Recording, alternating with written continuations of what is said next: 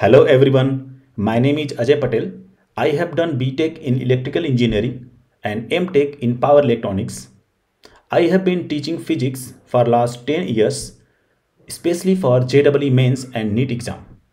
Today I am going to deal how to convert a galvanometer into an ammeter and how to convert a galvanometer into a voltmeter. In NEET and JEE exam, mains exam, maximum questions each and every year they are going to ask. So let's get continue. So this is the question which was asked in JEE mains 2024 and इसको पहले हम read करते हैं, उसके बाद देखते हैं इसको कैसे सॉल्व करना है. In an ammeter, 5% of the main current passes through the galvanometer. If resistance of the galvanometer is G, the resistance of the ammeter will be. बहुत ही आसान क्वेश्चन है. इसको करने के लिए हार्डली 40 सेकेंड लग सकते हैं. आइए पहले इसके कॉन्सेप्ट को समझते हैं. एक बार इसके कॉन्सेप्ट को हम समझ जाएंगे अच्छी तरह से, then we can solve easily this type of questions. I will solve 2 questions which were asked in JEE mains exams, right, last year. So let's get continue. Before I start these questions, I have to tell you the concept. See, let's suppose this is a galvanometer. The resistance of this galvanometer I am taking capital G, and initially some current Ig is coming in this galvanometer. So clearly you can say voltage drop across this galvanometer will be Vg is equal to this current Ig multiplied by the resistance of the galvanometer G. Okay. Now I want to convert this galvanometer into an ammeter. तो क्या करना होगा इसके लिए? हमें simply एक low resistance add करना होगा पैरेलल में. Okay, so let's connect low resistance in parallel with the galvanometer. This low resistance is known as shunt resistance. I am going to represent this with letter S. What will happen if you will connect a external resistance in the parallel? There will be some extra current will come, right? तो अब जो यहाँ से current आएगी main से, उसको मैं बोलता हूँ I. I is the external या main current. I is called main current. अब होगा क्या, यहाँ से कुछ part of the main current will come in the shunt. उस करंट को मैं शंट करंट के नाम से डिनोट करता हूँ IS. ओके, नाउ हमें यहाँ से 3 फार्मूले मेजरली मैं यहाँ से 3 फार्मूले आपको डिराइव करूँगा और तीनों फार्मूले का इंपॉर्टेंस बहुत ही ज़्यादा है आपके एग्जाम के पॉइंट ऑफ व्यू से. आइए देखते हैं. सबसे पहले हम क्या करेंगे, आपको यहाँ पर 2 रेजिस्टेंस हैं, दोनों पैरेलल में हैं.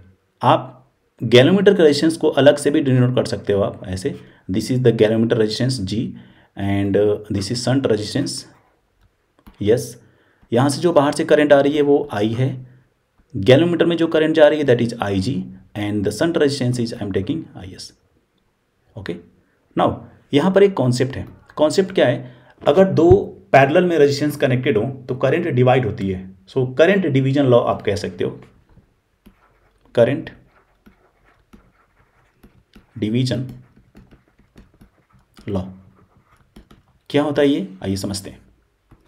सपोज करो आपके पास 2 रेजिस्टेंस है और दोनों पैरेलल में कनेक्टेड है.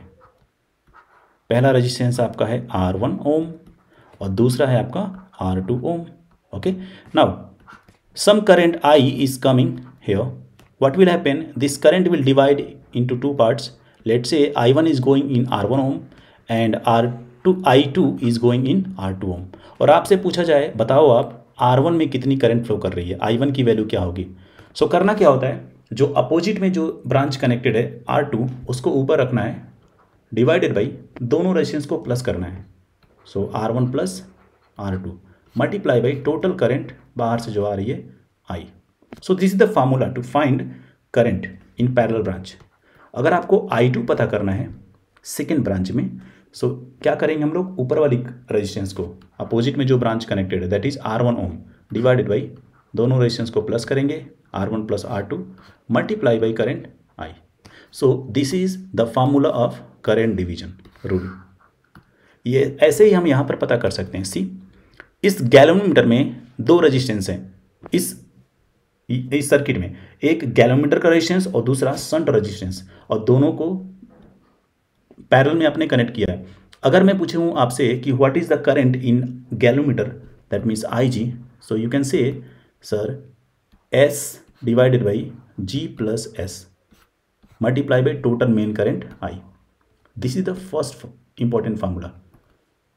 This is the first important formula. यहाँ से आप एक लिख सकते हो आई जी डिवाइडेड बाई आई, ऐसे भी आप लिख सकते हो. So I G divided by I will be S upon G plus S. Perfect. अगर आपको कभी भी एग्जाम में परसेंटेज के टर्म में करंट को गिवन हो तो आपको ये फार्मूला यूज करना है. ऑलराइट, कैसे इसका यूज करेंगे हम आगे एक क्वेश्चन में देखेंगे. दूसरी चीज, अगर आपसे पूछा जाए what is the shunt resistance, what should be the shunt resistance so that this galvanometer can be converted into ammeter. पहली बात तो आप समझो, ये जो चीज आपने पैरेलल में कनेक्ट कर दिया तो ये बदल गया किस में, this circuit becomes in ammeter, this circuit becomes ammeter. So आपको इसको एक एमीटर की तरह से देख सकते हो. और इस एमीटर का अगर आपको रेजिस्टेंस पूछा जाए तो क्लियर है कि इस एमीटर में दो रेजिस्टेंस हैं, दोनों कनेक्टेड हैं पैरेलल में, एक गैलोमीटर और दूसरा shunt.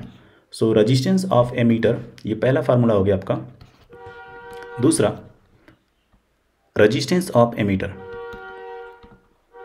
Resistance of ammeter.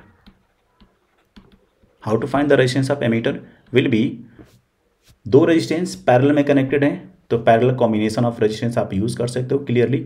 So this will be G into S divided by G plus S. कैसे निकाला हमने, तो आपको पता है कि दो रेजिस्टेंस पैरेलल में कनेक्टेड होते हैं तो आर इक्विवेलेंट लिखने का तरीका होता है, दोनों रेजिस्टेंस को मल्टीप्लाई करते हैं R1 R2 divided by R1 plus R2.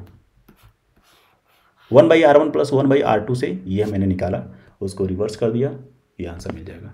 Okay, सो ये था आपका बेसिक. अब इस फार्मूले के बेसिस पे क्या हम कोई क्वेश्चंस कर सकते हैं क्या?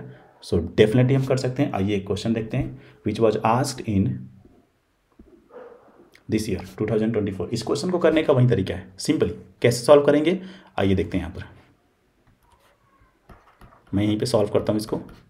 दे have given in an ammeter 5% of the main current passes through the galvanometer. That means the value of Ig is what? 5% of the main current I.